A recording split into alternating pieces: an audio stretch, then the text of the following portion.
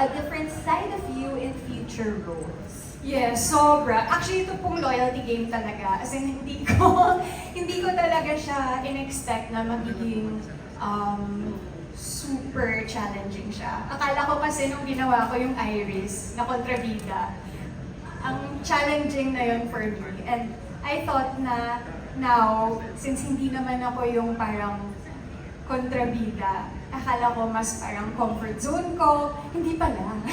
Hindi pala kasi sobrang layered nung role nung babae. Meron siyang personal issues, meron siyang issues sa marriage niya, and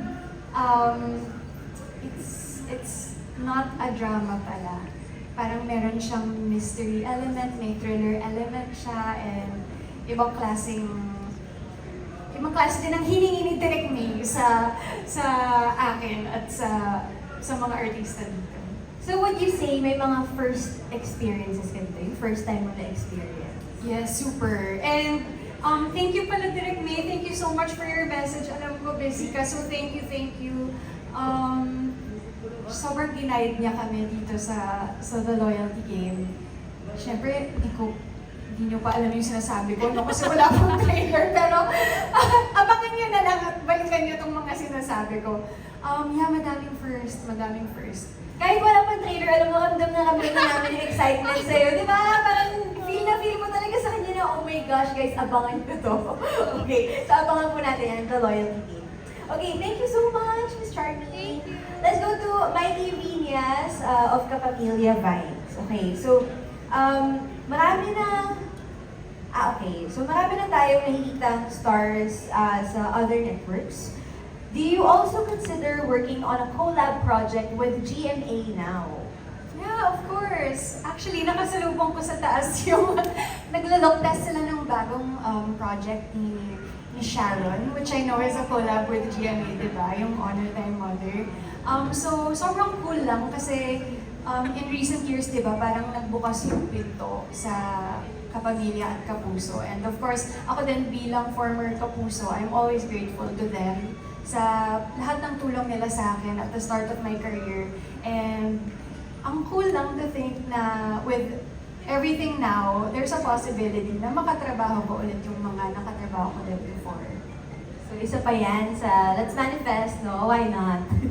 Okay, now for Mikey Viñas' next question. May dream project ka pa ba with ABS-CBN na gusto mo pang gawin upon this contract renewal?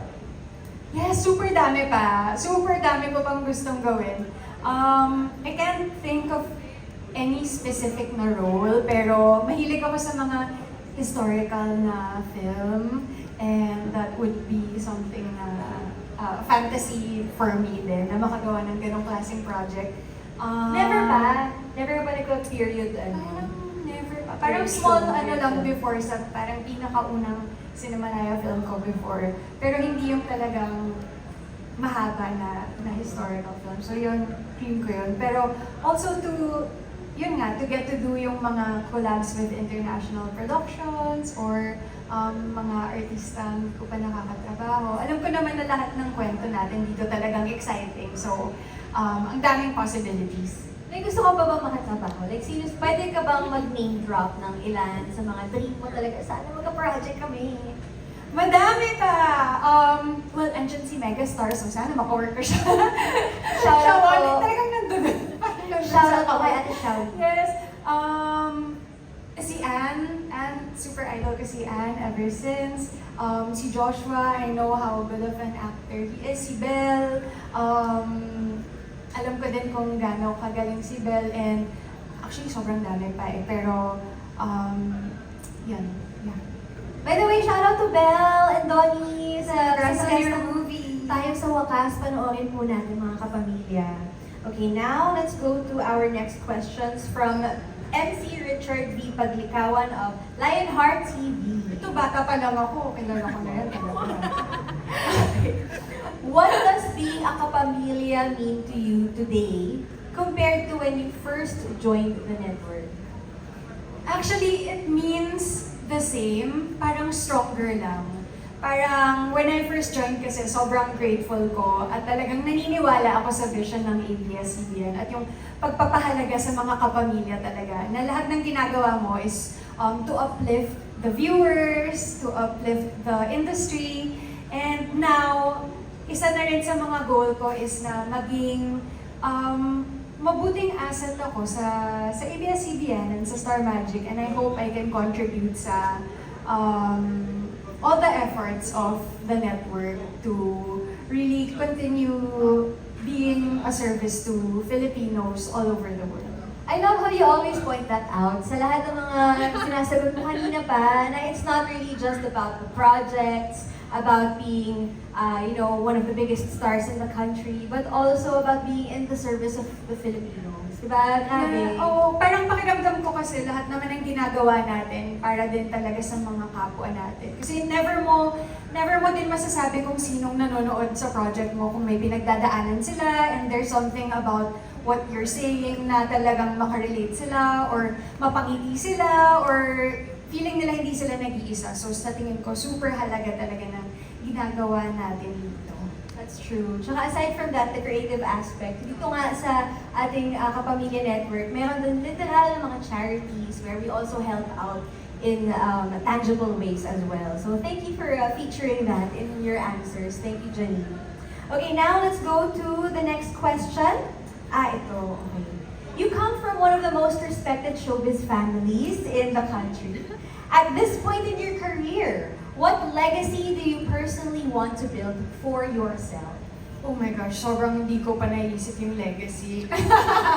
Tayo doon. Oo, parang at this point, gusto ko lang na talagang galingan. Goal ko yung mga maliliit na bagay na makakuha ng good job kay Direk, sa eksena to, or na yung sinabi ni Tita Cory na, napanood namin yung pilot, maganda. Parang it's those little things. Or yung mga comment na inaabangan namin tong teleserye mo, or na, pinapanood namin to dito sa UK or kung saan man. It's those little things that are my goal talaga. At saka na yung, alam ko na, binigay ko lahat. Talaga yung mag-stay ka sa mga puso ng mga tao makapanood, no? I think naman na-achieve mo na yun, Janine. Okay, now let's go to the next question. You have worked with a lot of people in the industry over the years of your acting career. Is there a piece of advice that you have received on set that has stayed with you until now, or up to now? Yes. Well, si Miss Pai kasi is really one of the people that I look up to, na parang we also have like such a good relationship, and isa din siya sa mga una kong nako-work dito sa ABS-CBN when I did Marry Me, Marry You 5 years ago. Siya yung nanay ko doon. And palagi lang niyang pinaalala noon na lahat naman ng mga emosyon comes from truth. So, pag pagod ka na, or kapag feeling mo na pressure ka kasi kailangan mo umiyak, or nakasulat sa script, breakdown, or parang yung na kinakabahan ka, parang babalik ka lang talaga sa truth ng nararamdaman mo at sa gusto mong i-share sa eksena. So, itong binigay niyang advice, was this during Mag-iina or before pa? No, sa Marry Me pa. Actually, I don't know if she really gave it as advice, but it's something that she said. Oh, okay. Shoutout po to Miss Pai if you're watching. Hi, Mama. Okay, ito medyo na pasadahan natin ng konti pero may dagdag pa, so baka you'd like to expand on it or expound on it. May dream collaboration ka ba ngayon? It can be an actor, actress, or director, and why? Yeah, madami pa po akong dream director ba? Well, dito sa ABS, syempre si Direk Cathy. And then for example, sa pelikula naman, paano ko ni Eric Mati, Direk Eric Mati, Direk Gerald Caro, Direk Tonet, Hadaone. So madami pa talaga ang mga pinapangarap na makakolab. Mag-guest ka, no? Kay Direk Tonet. Bukas! See you guys! Abangan po natin yan. Bukas ang walang kwentang podcast. Yes. panoorin po natin yan. Okay, next question natin. Sa dami ng characters na nagampanan mo, meron bang trait na nadala mo from a character into your real life? Medyo, nung Iris, parang feeling ko, medyo sumungit din ako ng side. Tumaas yung kilay mo. Oo, yung parang, oo, kasi, nung umpisa ng Lavender Fields, talagang tinulungan ako ng mga producer namin and ng creatives na talagang tinulungan ako kung paano ma-embody ang pagiging powerful at assertive na in a medyo mataray way. So, minsan kahit nung lunch break, tinatry ko nang hindi ngumiti para lang magawa ko ng mabuti yung performance. So, nung time na yon parang feeling ko na iuuwi ko na siya. Luckily, wala naman akong kasama sa bahay. Si Punchy lang yung aso ko. So, walang nabibiktima. Pero, mahalaga din pala sa isang babae na talagang confident ka and strong ka and kung ano man yung pinapanindigan mo, eh kaya mo din talagang itayo. Okay, so thank you very much for So, sharing not in a that. bad way. Huwag kayong maging masungit. Oo, power lang, di ba? Parang Girl yung red power, dress mo yes, ngayon. girl Napaka-power power. ng dress mo. Okay, now can you describe this current chapter of your life and career in 3 words? May pa-challenge po tayo. In 3 words. 3 words. Growth, gratitude, and isa na lang. Siguro, fulfillment. Growth, gratitude, and fulfillment. Parang, yun nga yung feel namin sa'yo ngayon, no? Talagang it's really overflowing with gratitude. Kanina pa siya thank you ng thank you. Kasi grabe naman may set up pa. Thank you talaga, guys. Ah, Honestly, parang nahihiya nga ako. Parang, oh my gosh, ako lang yung may contract signing today. Parang ganun yung pakiramdam ko kanina. Tapos sabi ng friend ko, ka ba, di ba pangarap mo to? O nga pala, pangarap ko pala. So, thank you po ulit. Tsaka totoo, usually maraming artists in one day. Ikaw lang talaga today. Kaya kinabahan ako. I'm gonna say, oh my gosh, that's sila Tita Cory. Oh my gosh, nakakahiya. Pero talagang minanifest ko naman to for myself. And sobrang grateful ako na talagang in-effortan ng Star Magic. And Yes. thank you talaga, promise. Naiiyak na talaga ako, pero bawal daw umiyak. So, thank you. Lahat kami naligo para sa'yo lang talaga today. Diba? Thank you Siya talaga. lang talaga yung pinunta natin. And, hindi ito na experience ni Echo. Naingit na siya eh. Naingit siya talaga. So, Excited kami sa conversation niyo mamaya. oo. At saka kung 30 years na siya, tapos nainggit siya dito, napakalaking bagay talaga nito. So, thank you. Yes, that's true. Ito naman tayo. As an actress, do you find yourself becoming more fearless when it comes to taking risks? Or more selective na about the roles and projects you accept? Gusto ko talaga maging fearless. Kasi syempre kapag may opportunity ka to do a new role or do a new project, dapat talaga na tapangan mo ang loob mo at work hard ka. Pero meron ka bang parang, ito, never ko talagang gagawin ito. May ganun. Meron ka bang trauma or fear, ganyan? Wala naman. So talagang Siguro, hindi ka kahit ano talaga? hindi. Basta syempre magandang project. Yes. Parang ever since naman, isa yun sa mga requirements na syempre kailangan yung gagawin mo, proud ka at talagang mapaninindigan mo. So, basta may opportunity talagang gagawin ko lahat para magampanan ng tama. Gusto ko pang sagutin ng konti. Like, kunwari action, tapos kailangan mo mag-skydiving. Are you the type to, para sa role, sige gagawin ko yan? Pwede! Paano kung di ba, Mission Impossible? Kasi, Yeah! Why not, diba? Tatago na tayo, doon dasal na lang. Or Bond girl ka, Diba? diba? Ayan, Why fantasy. not? International boundaries Manifest. natin. Yes? Okay, may naman ito next question natin. Okay. A lot of people talk about your versatility, but was there a role that made you realize, kaya ko pala to? Oh, yes. Yung, honestly, si Iris talaga yung naging mahirap. Oo, si Iris. Kasi bukod sa pagiging kontrabida, meron siyang action element. So kami ni Ate Jody talagang nagsasapakan kami. Minsan nagkakatamaan na kami. So, when we would get compliments about the fight scenes, parang sobrang laki, oh my God, thank God na nagawa namin ng maayos. And first time namin both to do action, so ang laki ng pressure. So, nung naitawid naman, parang, okay, yes. As long as you work hard talaga and you practice, kahit ano, kakayanin mo.